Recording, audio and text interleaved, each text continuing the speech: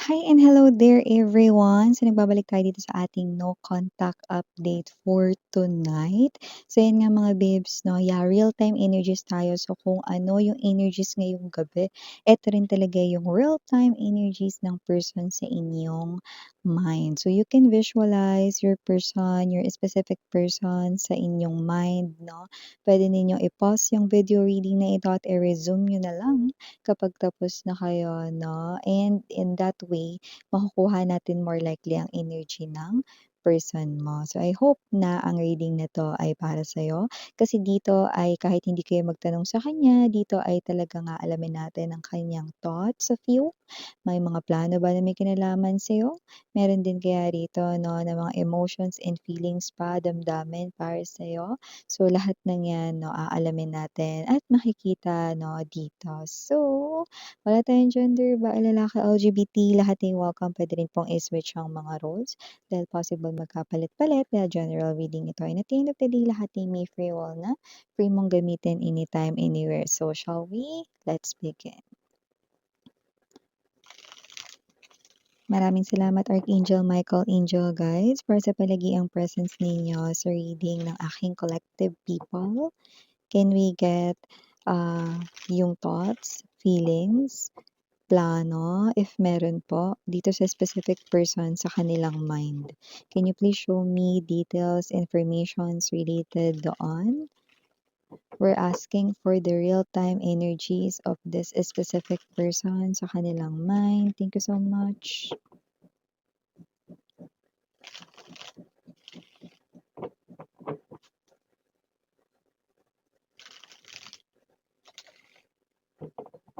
Okay, so let's go ahead and check these messages.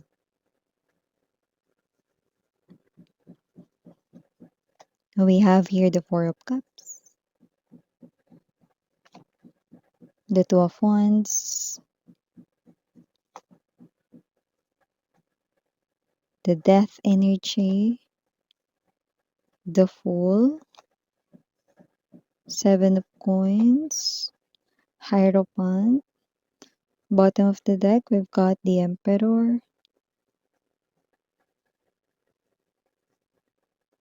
Okay.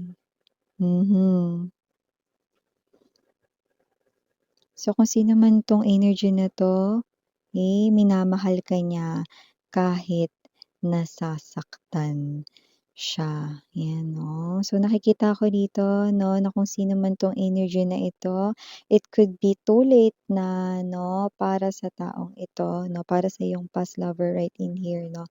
Kasi nakita ko dito na meron ka na ritong nakilalang bago, okay, meron ka na rito na bagong pag-ibig, yung iba puwedeng may nagugustuhan na kayong bago, may nai-inlove na kayong bago, 'no? So, nakita natin dito, 'no? So, nakikita ko dito that with the death energy right in here, okay, from the looks of this, all of this, 'no, pinakatinutumbok na mensaheng ito, 'no, nasasaktan man siya rito, 'no, pero ipinauubaya ka na niya sa kanya at ang tinutukoy niyang kanya ay ang bago, ano, Four of Cups to the full energy, ano. Dahil alam ng past lover mo dito, 'no, na sa bago ka na magiging masaya at liligaya. Isa man ito na napakasakit, 'no, na pangyayari sa buhay niya.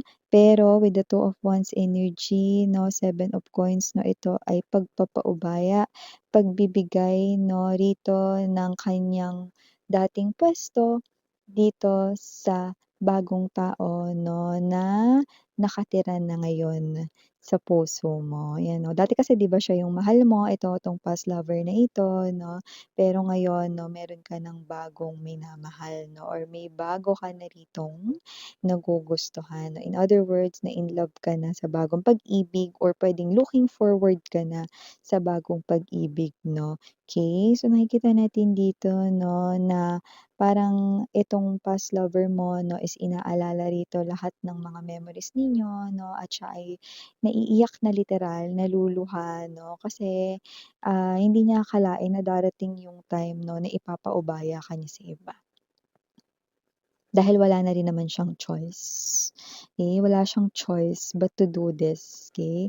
It looks like this person here could possibly nag-attempt na siya rito na lumapit sa'yo, na, makiusap 'no, na bumalik kayo rito sa life niya pero puwedeng ni-reject niyo siya with the Four of Cups energy dahil meron na kayong bagong pag-ibig or may nagugustuhan na kayo kahit hindi pa kayo ng taong iyon 'no.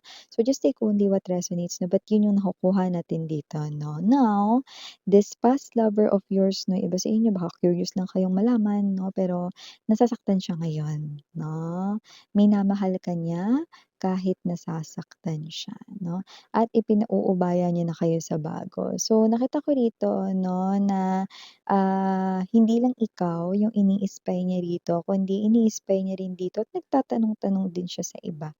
'No, okey patungkol rito sa bagong pag-ibig kung ito ba ay, mabuting tao, ito ba ay may maayos na trabaho, ito ba ay talagang minamahal kayo 'no. So, nakita ko rito that with the Hierophant energy, the Emperor 'no, malayo ito sa kanya 'no. Dahil nakita ko rito na yung bagong minamahal mo rito ay nagtataglay ng Hierophant energy at Emperor. Two powerful major arcanas indicating 'no, na itong bagong pag-ibig na dumating or nasa buhay mo 'no, ay ang tao rito 'no, napoprotekta at aalagaan ka 'no.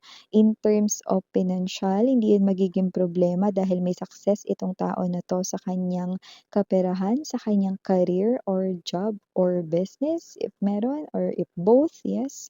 And I do pick up that with the Hierophant energy, no, this person here will love you so much more than sa magiging pagmamahal or gaano mo magiging mahal itong bagong tao na ito. So, nakita ko no na ipinauubaya niya na ng past lover mo ang kanyang trono sa bago dahil nakikita niya na ito ang taong karapat-dapat para sa inyo, karapat-dapat na makasama ninyo habang buhay, Seven of Coins energy at hindi siya medyo nakakaramdam siya ngayon ng pagkaliit sa kanyang sarili pero ganun pa man, nakikita ko rito na nasasaktan siya 'no, na kinakailangan niyang ipaubaya ang kanyang dating puwesto sa iba. Okay. So, kung sino man 'tong energy na 'to 'no, nakita siya rito, okay na parang sumasaya ka na dahil sa bagong pag-ibig, okay. Maybe you look, more blooming now, maybe you look, glowing 'no, and mukhang wala kang problem with the new person 'no. Alam niya 'yan 'no. This person find ways 'no, nakikita natin dito. And I do see that with the King of Coins energy 'no, faithful din itong person na ito rito 'no. Pero yung iba ang nakikita ko rito mga bibs 'no, puwedeng malaman mo ito pero puwedeng marami rin yung hindi niyo na ito malalaman. Ang plano ng past lover ninyo 'no ay kausapin, pero hindi makikipag-away. Yung inyo ritong new love or ang bago ninyong pag-ibig dito 'no, hindi makikipag-away 'no kundi para ibilin 'no na ingatan ka 'no. Yeah, I'm hearing that song. Definitely your past lover right in here is getting emotional 'no. Yeah, that song is, ingatan mo siya. Yan 'no, yung energy nun 'di ba? Yung ano, ikaw na pala ang nagmamay-ari ng ano, ng minamahal ko, yan 'no. Naalala ko lang yun yung umpisa 'no, pero yung narinig natin 'no, yung ingatan mo siya, you know. So, definitely gusto nitong person na ito 'no, na ingatan ka ng bago. Kahit alam ng past lover mo na gagawin ito ng bago 'no, gusto niya pa ring makausap talaga 'no, ng personal 'no, lalaki sa lalaki, babae sa babae 'no. So, may gano'ng klase ng energy. Wala tayong gender dito, of course LGBTQs. Nakita ko rito ano, na formal na ibinibigay ng person mo 'no, yung basbas dito sa iyong bagong ka-in relationship 'no. So, parang ito ay klase ng indikasyon 'no na, minamahal kita pero paalam na. Yeah, I know. Your person here is very lonely right now. Your person here is definitely 'no, hindi niya ma-explain how sad yung energy niya 'no, and puwedeng ipakiusap niya rin dun sa person mo na wag nang banggitin na nagkausap kayong dalawa 'no, or nagkausap silang dalawa I mean, pero dahil tsismosa tayo rito nakarating tuloy sa inyo. So, inikita natin dito. Pero gano'n pa man mga babes 'no, possible rin ng panaginipan mo 'tong tao na 'to 'no, sa mga darating dito na mga araw 'no. Like parang, energy na nagpapaalam na siya, yeah, for good 'no. Huwag kang mag-alala hindi naman siya rito papanaw sa mundong ibabaw. Kundi parang ito ay, magmo-move forward na siya at, hangad niya rito ang lahat ng kaligayahan 'no, para sa inyo, okey. Whatever na blessings and, offers ng life na magaganda, okey, yun ay ang hangad niya para sa'yo, okey, at sa bago mong pag-ibig. So, nakikita ko rin dito 'no, na itong tao na 'to, okey, parang alam na rin naman niya. From the get-go, nung time na parang nagising siya, marami siyang na-realize 'no, from the Hierophant energy and the Death, parang alam niya naman sa sarili niya na, baka hindi ka na open para bumalik sa buhay niya, eh, alam niya na yun. Kaya hindi na rin siya nagulat na late siya, okey, dito 'no. So, nakita natin dito that this person here 'no, alam mo hindi ka nawawala sa isip nitong tao na 'to. Ay 'no, araw-araw ka naiisip nito kahit na nagkaroon ka na ng bagong pag-ibig or may iba ng laman yung puso mo kahit hindi pa kayo ng taong yun. Hindi ka nawala sa isip nito, ano. Yung iba sa kanila malayo sila like physically far from you ngayon, puwedeng nasa probinsya, nasa ibang bansa, nasa malayong lugar, may distansya, okey yung iba sa kanila. Pero, eh, inisip kayo nito at kumo-connect sila rito 'no sa mga, iba-ibang mga tao sa social media na konektado pa sa'yo. 'No, at dun nga niya nalalaman yung mga balita 'no, patungkol dito sa bago, okey. So yun ang kita natin dito and pagdating naman dun sa bagong pag-ibig 'no, sa nakikita ko rito sa person mo 'no, parang nauna na siya na mangalap ng mga information 'no, kaysa sa'tin 'no, dahil nga ito ay ating ngayon lang ginawa 'no. So, napatunayan ng ex mo rito 'no, na yung bago ay talagang, um, deserve yung pag-ibig mo. Okay. Well, nakita ko naman yung bago is definitely 'no, mabuting tao, nag-i-embodies din ng positive aura and nakikita ko na nasa tamang tao ka. And after all, nakita ko rin dito that with a very strong hierophant talaga, maari talagang destined kayo ng taong 'yan, ng bagong taong iyan. Yes. Okay. So yeah, for the initials right in here, yes, we have M, H, A, B, K, T, E, I, M. Yan 'no, and last but not least, we've got the letter L. And yes 'no, nakakuha rin ako ng energy rito 'no, na, itong person na 'to one of these days maaaring puntahan ka niya with the Two of Wands energy. Nag-iisip po siya na puntahan kayo 'no, pero hindi magpapakita, hindi mag-a-appear sa harapan mo. So, puwedeng pumunta siya 'no, sa house ninyo na kung saan dun siya sa blind spot na hindi mo siya matatanaw at hindi mo siya makikita.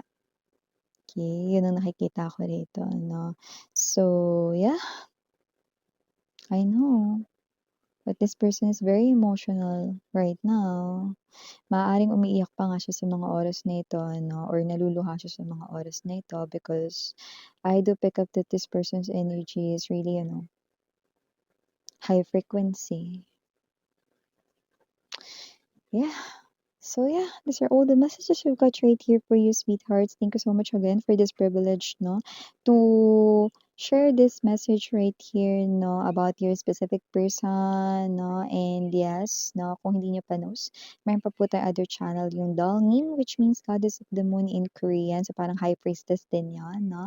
Doon nag-a-upload tayo ng collective readings for all signs. When we say collective readings, no, kahit anong zodiac sign mo, babe, okay, pwede kang tumambay at makinig manood doon 'no, basta just take only what resonates, alright? Pick up only the messages na nag-resonate for you.